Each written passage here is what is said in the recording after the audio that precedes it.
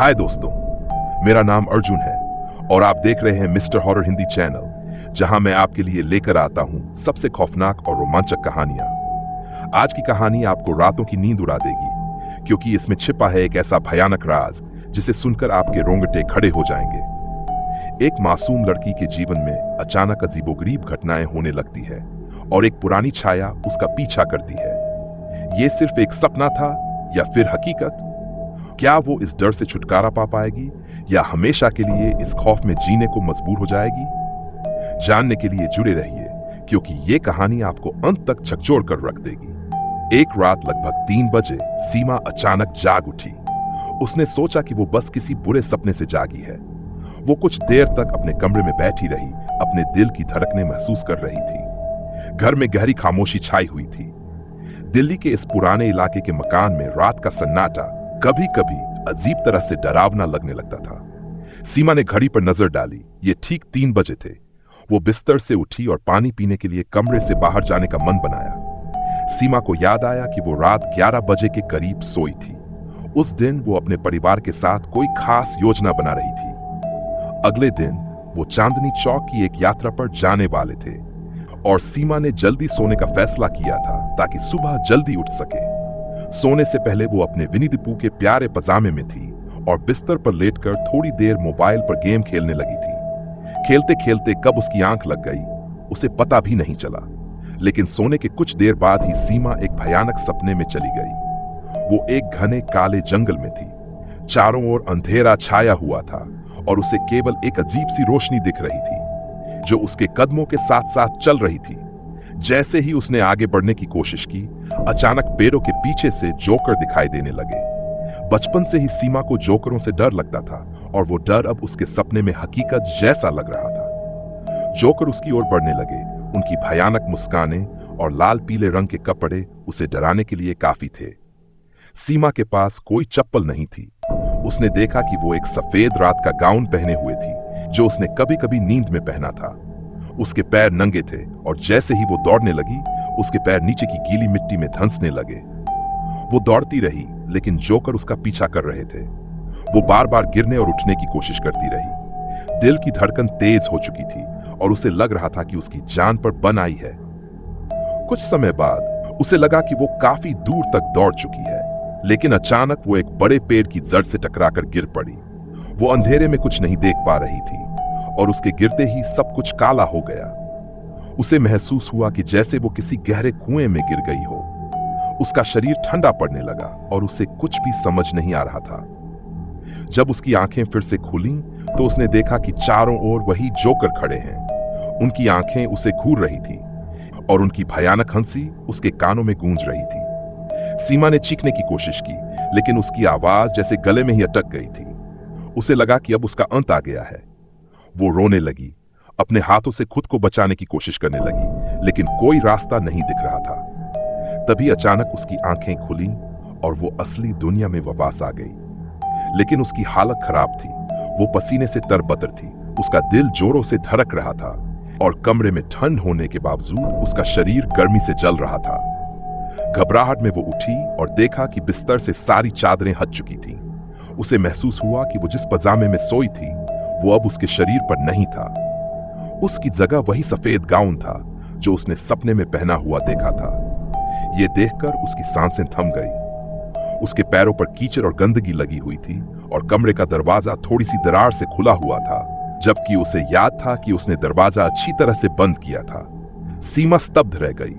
यह सब कुछ ऐसा था जैसे उसका सपना किसी तरह हकीकत में बदल गया हो। वो समझ नहीं पा रही थी कि यह सब कैसे हुआ। उसकी हिम्मत टूट चुकी थी और वो पूरी रात जाकर बैठी रही। हर आवाज उसे डराने लगी थी और वो दरवाजे की ओर नजर गड़ाए बैठी रही, जैसे कुछ भयानक होने वाला हो। सुबह होते ही सीमा ने तय किया कि वो उस गाउन को तुरंत फेंक देगी। उसे अब उस गाउन से नफरत हो गई थी।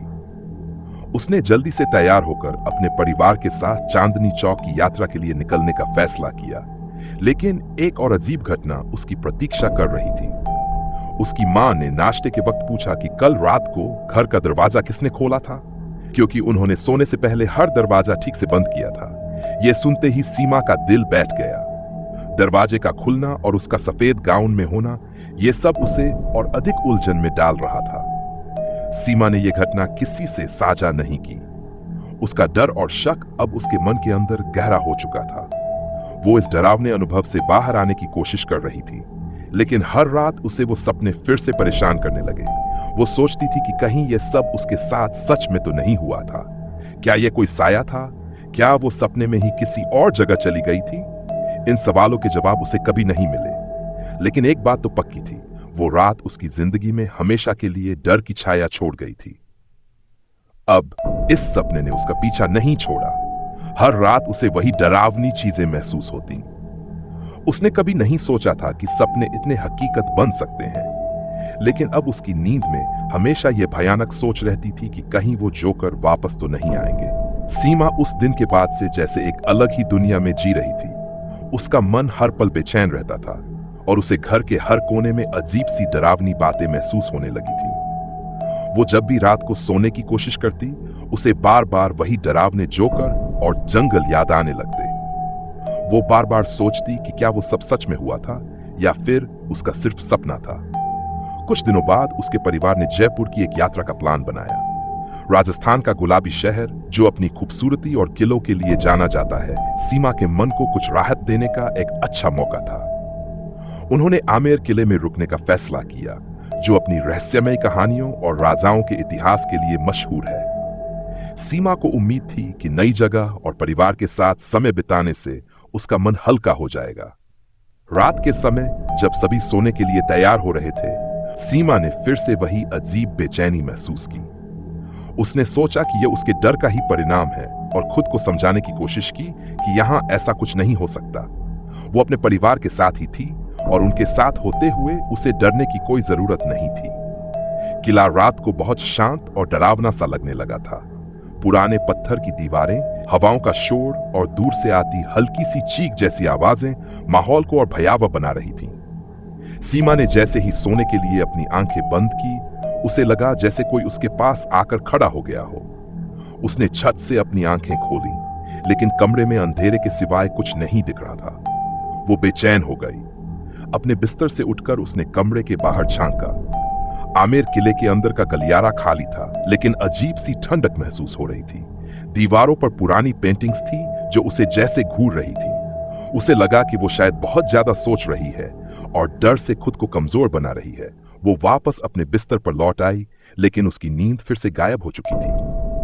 आधी रात के करीब उसे बाहर से किसी के पैरों की आवाज सुनाई दी। कदम जैसे धीरे धीरे उसकी तरफ बढ़ रहे थे। वो कांप उठी, लेकिन हिम्मत जुटाकर उठी और दरवाजे की ओर गई। उसने देखा कि किले के गलियारे में एक लंबी परछाई हिल रही थी। उसकी सांसें तेज हो गई। अचानक से गलियारे में लगा एक दिया बुझ गया और एक ठंडी हवा का झोंका उसके चेहरे से टकराया। वो वापस दौड़ते हुए अपने बिस्तर में लौट आई और चादर ओढ़कर सोने की कोशिश करने लगी, लेकिन उसके दिल की धड़कनें तेज हो रही थीं। वो रात और भी अजीब हो गई जब सीमा ने आधी नींद में महसूस किया कि उसके बिस्तर के पास कोई खड़ा है। वो डर के मारे चुपचाप लेटी रही।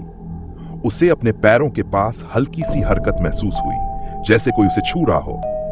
उसकी आंखें अब खुली हुई थीं, लेकिन वो अपने बिस्तर से उठने की हिम्मत नहीं कर पा रही थी। तभी अचानक किसी ने उसके कान के पास धीरे से फुसफुसाते हुए कहा, तुम मुझसे बच नहीं सकती। सीमा का दिल जैसे बाहर निकलने को था। उसने छत से उठकर कमरे की लाइट जलाई, लेकिन वहां कोई नहीं था। उसका पूरा शरीर कांप रहा था और उसके पैर फिर से गंदे हो चुके थे, जैसे वो किसी कीचड़ में चलकर आई हो। यह देखकर उसकी हिम्मत टूट गई। वो समझ नहीं पा रही थी कि यह सब क्या हो रहा था। उसने अपना सामान पैक किया और कमरे से बाहर निकलने का मन बनाया, लेकिन किले के गलियारे में वो कदमों की आवाज फिर से सुनाई दी। इस बार आवाज और भी तेज हो रही थी, जैसे कोई तेजी से उसकी ओर दौड़ रहा हो।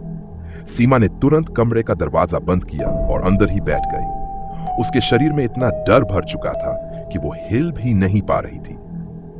उसने अपने परिवार को जगाने की कोशिश की, लेकिन सब गहरी नींद में थे। सुबह होते ही सीमा ने फैसला किया कि वो अब और इस यात्रा पर नहीं रह सकती। उसने अपने परिवार से झूठ बोलकर कहा कि वो बीमार महसूस कर रही है और वापस दिल्ली लौटना चाहती है। वो जयपुर से दिल्ली के लिए वापस रवाना हुई, लेकिन उसके मन में सवाल अब भी घूम रहे थे। क्या ये सब सच में हो रहा था या ये उसका दिमाग ही उसे धोखा दे रहा था? जब सीमा दिल्ली वापस पहुंची तो उसकी हालत और बिगड़ गई। उसे हर जगह वही जोकर, वही डरावने साए नजर आने लगे। यहां तक कि जब वो अपने कमरे में अकेली होती तब भी उसे लगता कि कोई उसे देख रहा है। उसने अपने घर के आसपास की जगहों पर ध्यान देना शुरू किया। उसकी हालत दिन ब दिन बिगड़ने लगी। एक दिन जब वो अपने पुराने दोस्तों के साथ लोधी गार्डन घूमने गई तो उसे एक अजीब सी अनुभूति हुई। उसे लगा जैसे कोई उसे लगातार देख रहा है। उसकी दोस्त ने उसे कई बार शांत करने की कोशिश की, लेकिन सीमा को वहां से भागने का मन कर रहा था। उसे लगा कि कहीं से वही परछाई फिर से आ रही है। सीमा अब पूरी तरह से उलझ चुकी थी। उसे समझ नहीं आ रहा था कि क्या उसका पीछा कर रहा था। वो एक सपना था या फिर कोई अज्ञात शक्ति। दिल्ली लौटने के बाद से सीमा की जिंदगी धीरे धीरे अजीब होती जा रही थी। अब वो अपने कमरे में अकेली भी नहीं रह पाती थी। जैसे ही वो सोने की कोशिश करती उसे लगता कि कोई उसके पास खड़ा है। अक्सर रात के अंधेरे में उसे अपने कानों के पास हल्की हल्की फुसफुसाहट सुनाई देती। इन फुसफुसाहटों में कोई उसे उसका नाम लेकर पुकारता था। पहले उसने सोचा कि ये सिर्फ उसका वहम है, लेकिन धीरे धीरे ये आवाजें साफ होने लगीं और सीमा की हिम्मत जवाब देने लगी। सीमा ने एक दिन अपने मन का डर साझा करने के लिए अपनी सबसे करीबी दोस्त नेहा से बात करने का फैसला किया। नेहा दक्षिण दिल्ली में रहती थी और उसे भूत प्रेत की कहानियों में कोई विश्वास नहीं था। सीमा ने सारी बातें नेहा को बताई और उसकी उम्मीद थी कि नेहा उसे कुछ व्यावहारिक सलाह देगी। नेहा ने सीमा को ध्यान से सुना और उसे अपनी हंसी रोकनी पड़ी। सीमा, तुम्हें सच में लगता है कि कोई भूत प्रेत तुम्हारा पीछा कर रहा है? तुम बस तनाव में हो, नेहा ने कहा। सीमा को समझ में आ गया था कि नेहा उसकी बातों को गंभीरता से नहीं ले रही है। नेहा ने उसे एक मंदिर में जाने और वहां शांति से समय बिताने की सलाह दी। शायद इससे उसका मन थोड़ा हल्का हो जाए। सीमा को भी यह सुझाव ठीक लगा। अगले ही दिन वो कालकाजी मंदिर गई, जो दिल्ली का प्रसिद्ध शक्तिपीठ है। मंदिर की सीढ़ियां चढ़ते हुए सीमा को कुछ हल्कापन महसूस हुआ, जैसे यहां की पवित्रता उसे कुछ शांति दे रही हो। उसने मंदिर के गर्भगृह में जाकर देवी मां के सामने हाथ जोड़े और उनसे अपने जीवन में शांति की प्रार्थना की। लेकिन जब वो बाहर आई, उसे लगा कि मंदिर के बाहर एक परछाई उसका इंतजार कर रही थी। ये वही परछाई थी जो उसे बार बार अपने सपनों में दिखाई देती थी। उसने जल्दी से अपनी आंखें बंद कर ली और वहां से भागने का मन बनाया। सीमा के मन का डर अब और गहरा हो गया था। वो सोच रही थी कि आखिर उसके साथ क्या हो रहा था। क्या वो किसी बुरी शक्ति के प्रभाव में आ गई थी? क्या उसका सपना ही हकीकत में बदल गया था, या फिर यह सब उसका वहम था? अगले कुछ दिनों में सीमा की हालत और खराब हो गई। वो हर वक्त घबराई रहती थी और उसे बार बार वही अजीब घटनाएं महसूस होती थी। अब वो घर में भी अपने आप को सुरक्षित नहीं महसूस कर रही थी। हर रात उसे लगता कि कोई उसके पास बैठा है, कोई उसे घूर रहा है। एक दिन तो हद हो गई जब सीमा को लगा कि कोई अदृश्य हाथ उसकी गर्दन पर पकड़ बना रहा है। वो घबराहट में चिल्ला उठी, लेकिन जब उसके माता पिता कमरे में आए तो वहां कोई नहीं था। सीमा के माता पिता भी अब उसकी चिंता करने लगे थे। वो समझ नहीं पा रहे थे कि आखिर सीमा के साथ क्या हो रहा था। उसकी मां ने एक दिन एक पंडित जी को घर बुलाया, जो परिवार के पुराने परिचित थे। पंडित जी ने पूरे घर की पूजा की, लेकिन उन्होंने सीमा की मां से कुछ अजीब बात कही। आपकी बेटी के साथ कुछ अजीब घटित हो रहा है। ऐसा लगता है कि कोई बुरी छाया उसका पीछा कर रही है। सीमा के माता पिता ने इसे गंभीरता से लिया और पंडित जी की सलाह पर एक छोटे गांव में, जो उत्तर प्रदेश के मथुरा जिले में था, एक विशेष अनुष्ठान कराने का फैसला किया।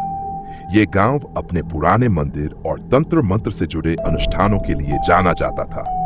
सीमा के लिए यह एक आखिरी उम्मीद थी। वो खुद को अब पूरी तरह से खो चुकी थी और उसे किसी तरह इस डरावने अनुभव से बाहर निकलने की जरूरत थी। मथुरा के इस छोटे से गांव पहुंचने के बाद सीमा और उसके माता पिता ने उस मंदिर के पुजारी से मुलाकात की। पुजारी एक बूढ़ा आदमी था, जिसकी आंखों में एक अजीब सी गहराई थी। उसने सीमा की ओर एक गहरी नजर डाली और फिर धीरे से कहा, यह सिर्फ एक सपना नहीं है जो तुम्हें परेशान कर रहा है। यह एक साया है जो तुम्हारे साथ जुड़ गया है। सीमा के पैरों तले जमीन खिसक गई। वो पुजारी की बात सुनकर सन्न रह गई। पुजारी ने आगे कहा कि यह साया किसी पुराने पाप या अधूरी आत्मा से जुड़ा हुआ हो सकता है। यह साया तुम्हें पूरी तरह से निगलने की कोशिश कर रहा है, उसने गंभीर आवाज में कहा। पुजारी ने सीमा को एक विशेष अनुष्ठान करने की सलाह दी, जिसमें उसे पूरे गांव की एक विशेष पहाड़ी पर जाना था। यह पहाड़ी रहस्यमयी मानी जाती थी और वहां जाने से पहले लोगों को चेतावनी दी जाती थी। लेकिन सीमा के पास अब और कोई विकल्प नहीं बचा था। रात का समय था जब सीमा अपने माता पिता और पुजारी के साथ उस पहाड़ी पर गई। वहां की हवा अजीब तरह से भारी लग रही थी और पूरे इलाके में एक डरावना सन्नाटा पसरा हुआ था। पहाड़ी के बीच में एक पुराना टूटा फूटा मंदिर था जहां अनुष्ठान किया जाना था। जब पुजारी ने अनुष्ठान शुरू किया तो सीमा के चारों ओर की हवा और भी ठंडी हो गई। उसे ऐसा लगा जैसे कोई उसे देख रहा है, कोई उसकी हरकतों पर नजर रखे हुए है।